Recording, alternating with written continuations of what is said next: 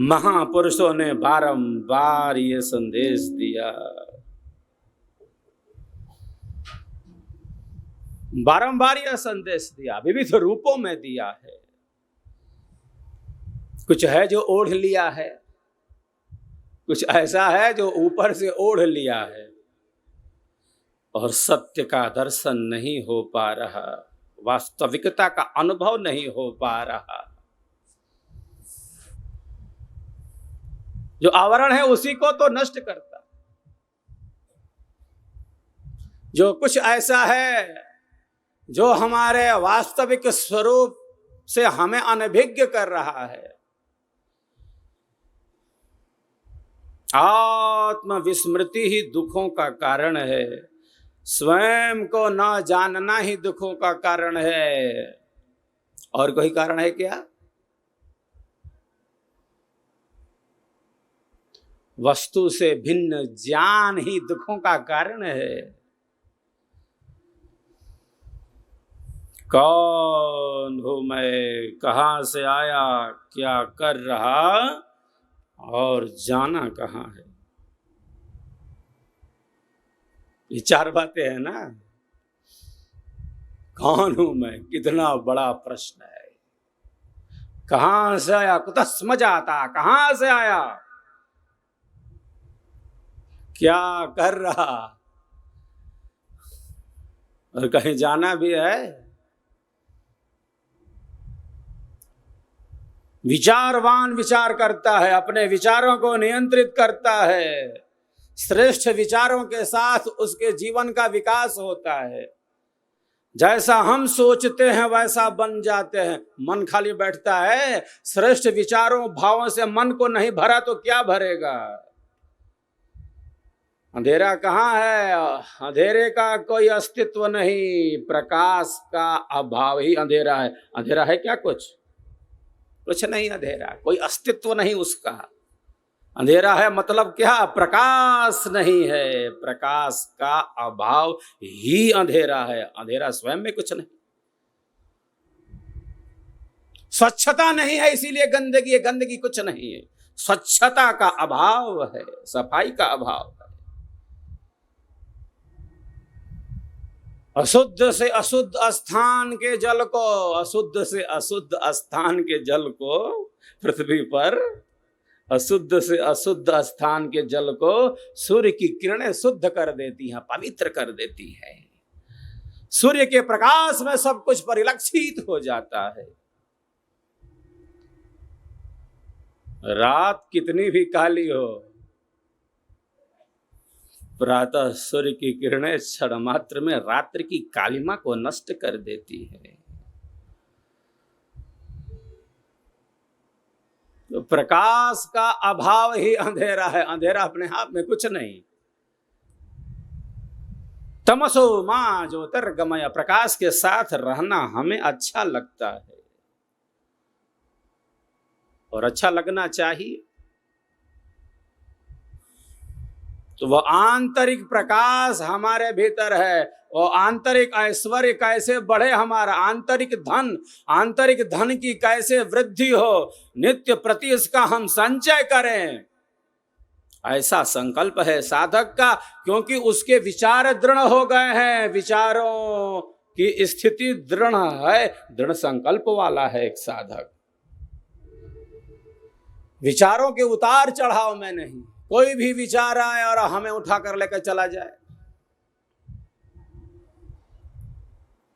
हम विचारों के साथ नहीं जा सकते जो अनियंत्रित हैं, असंयमित हैं, जो आत्म कल्याणकारी नहीं है।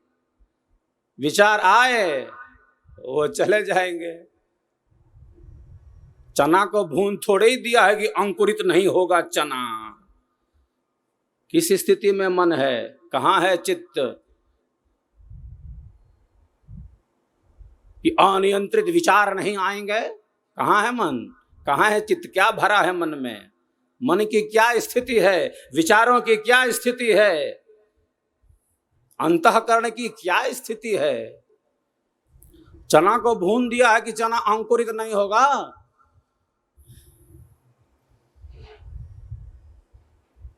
प्रसुप्त तनु विच्छिन्न और उदार, जो सुप्त है वो जागृत हो जाता है।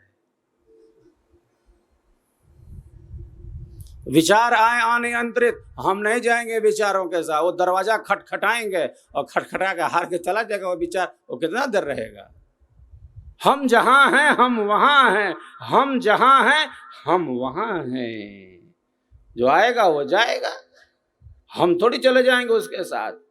विचार जो अनियंत्रित हैं, जो अशुभ है, अपवित्र है, विचार आते हैं तो आते हैं, तो हम थोड़ी चले जाएंगे, वो आएंगे तो जाएंगे।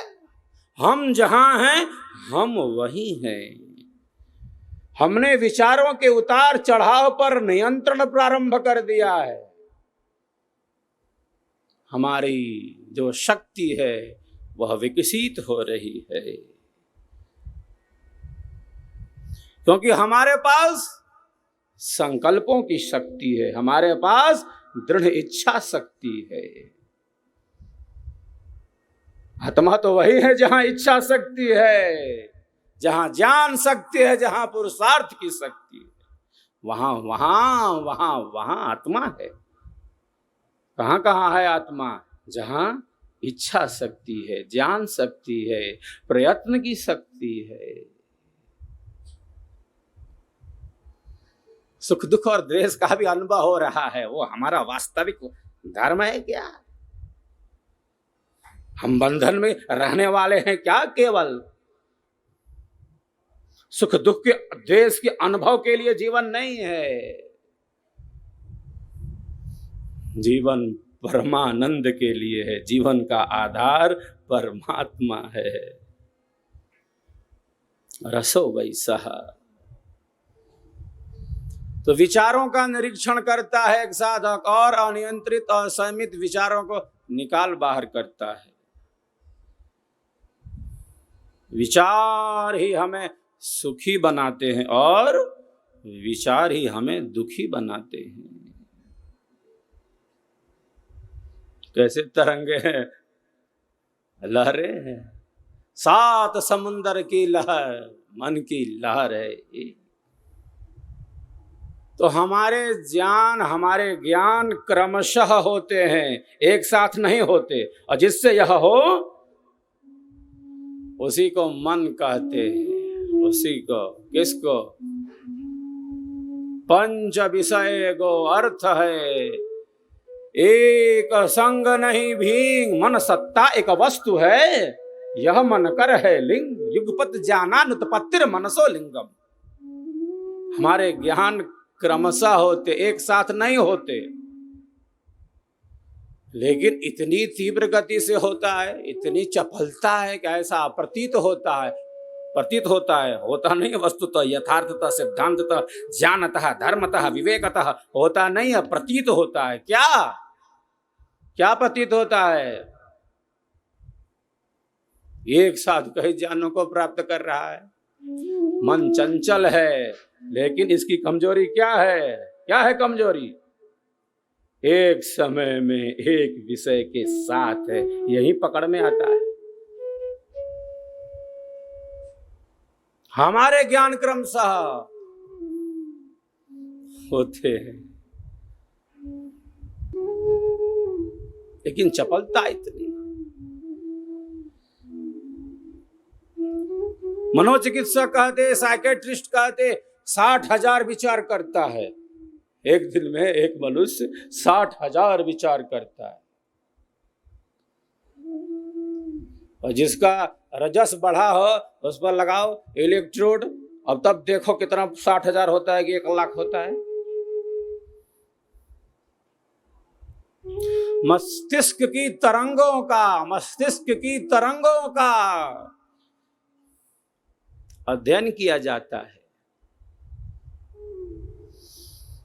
प्रकृति त्रिगुणात्मिका है, 3 गुण है।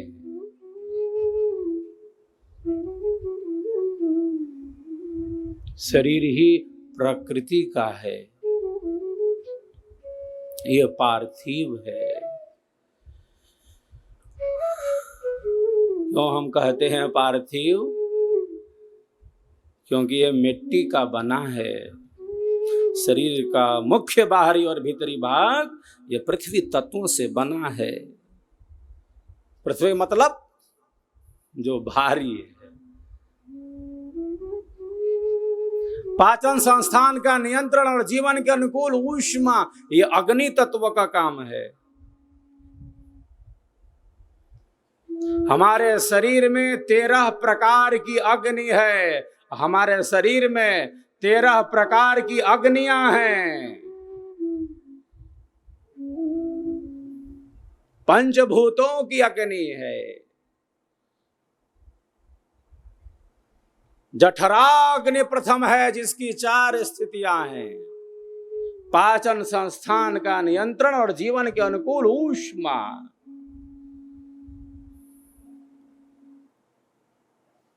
सप्त धातुओं की अग्नि है।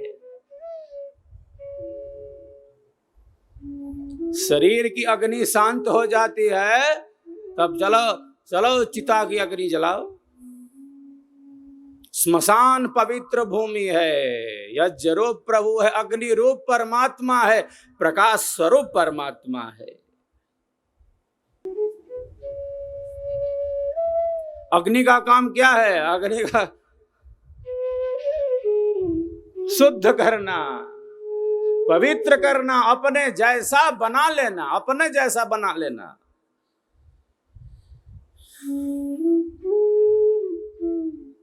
अग्नि का काम है प्रकाश फैलाना, विस्तीर्ण कर देना।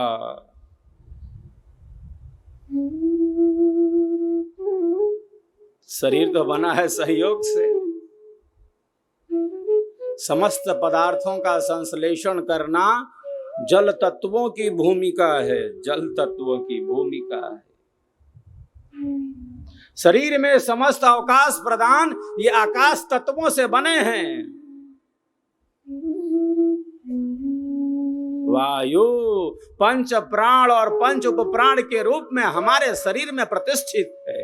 जो बाहर है वो केवल बाहर नहीं है, वो भीतर है, और जो भीतर है वो केवल भीतर नहीं है, वो बाहर है। जो पिंड में है वही ब्रह्मांड में है, जो ब्रह्मांड में है वही पिंड में है। विचार आ रहे हैं? रजस बढ़ा है तो विचारों की उठापटक कितनी बढ़ी है, चंचलता कितनी बढ़ी है, और स्थिरता कितनी बढ़ी है। जिसका रजोगुण बढ़ गया है अत्यधिक मात्रा में, आप एक स्थान पर उसको बैठा के रख सकते हो क्या?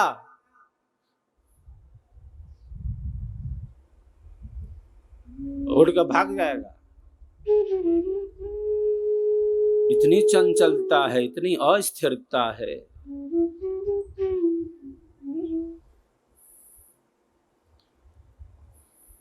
साधक की सत्व में स्थिति है। रजस को कम से कम,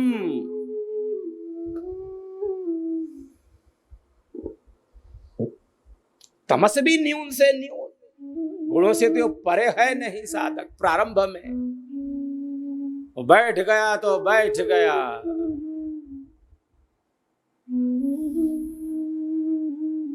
कोई मूर्ति है क्या?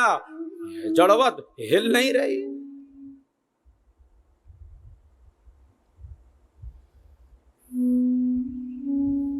जहां स्थिरता है, जहां स्थिरता है, चंचलता नहीं, रजस का वेग नहीं, विचारों का उठापटक नहीं, विचारों की स्थिरता।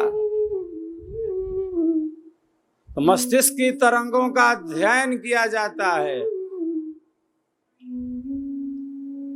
एक साधक की क्या स्थिति है।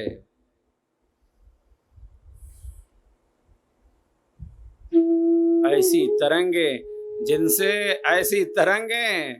जिनसे ईर्ष्या, द्वेष, घृणा, कलह, कपट की भावनाएं उत्पन्न होती हैं, ऐसी जो नकारात्मक तरंगे हैं वो न्यून होने लगती हैं, कम होने लगती हैं। और ऐसी तरंगे जिनसे शांति की स्थिति का अनुभव होता है, होने लगता है, ऐसी तरंगे बढ़ने लगती है, अल्फा में अत्यधिक रूप से वृद्धि होती है।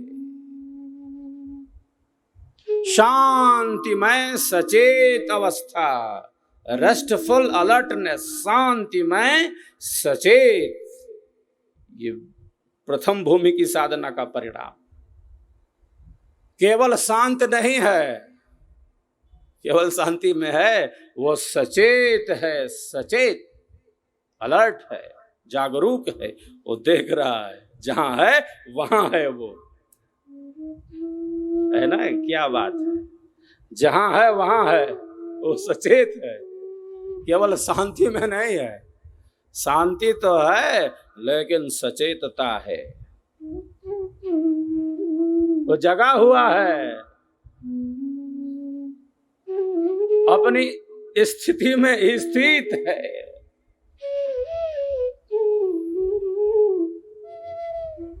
तो साधक की ऐसी भी स्थिति आती है जहां जितनी देर अपनी चेतना को केंद्रित करना है कर लिया, जब हटाना है हटा लिया, ऐसा उसका संकल्प है। जब चेतना केंद्रित है तो केंद्रित है, जितने समय तक स्थित रखनी है उतने समय तक रखनी है तो रखनी है, ऐसे उसके मन और चित्त की स्थिति है।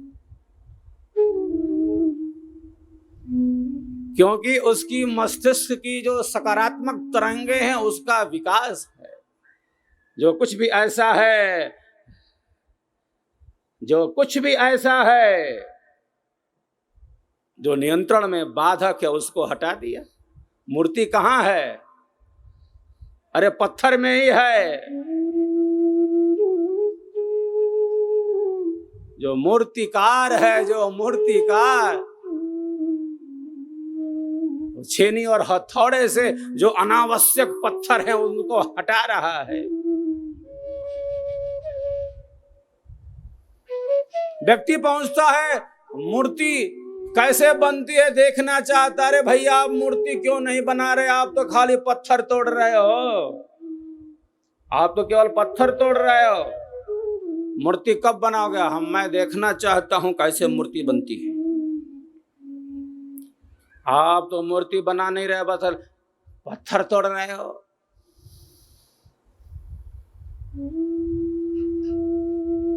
जो मूर्ति में बाधक है उसी को तो हटाना है। जो व्यर्थ के पत्थर हैं, छेनी और हथौड़े के प्रहार से, उन्हें ही तो दूर करना है। मूर्ति तो है नहीं तो उसमें।